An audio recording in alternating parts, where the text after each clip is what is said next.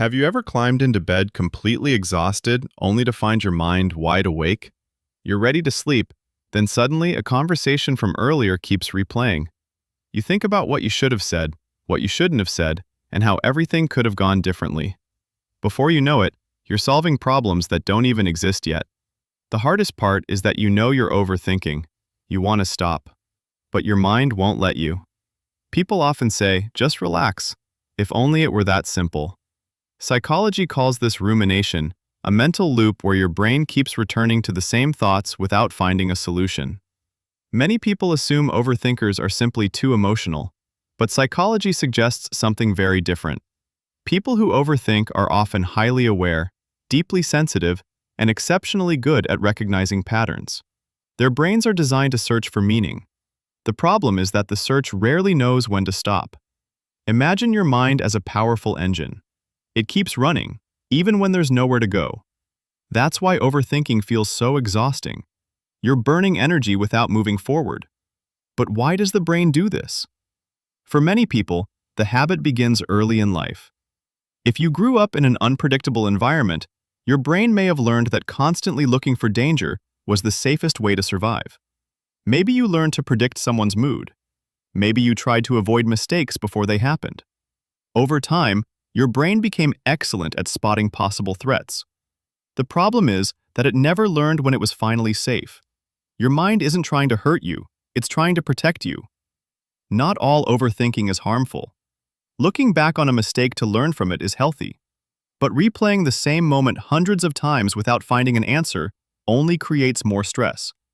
This is when overthinking starts affecting your life. Sleep becomes harder. Simple decisions become overwhelming. Social situations feel exhausting because you're constantly afraid of saying the wrong thing. The biggest trap is that thinking feels productive. Your brain keeps promising that one more thought will finally solve everything. But instead, you stay stuck while life keeps moving. There's another reason this cycle is difficult to break.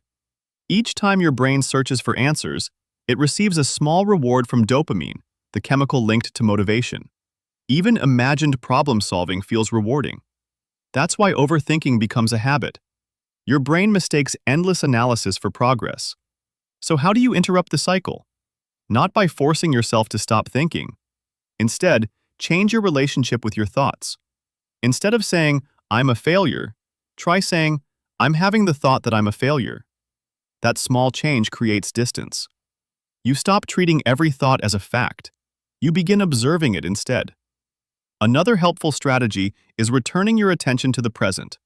Notice what you can see, what you can hear, what you can feel. Simple sensory experiences remind your nervous system that you're safe right now. They gently pull your attention away from imagined futures and back to reality. Overthinking isn't proof that something is wrong with you.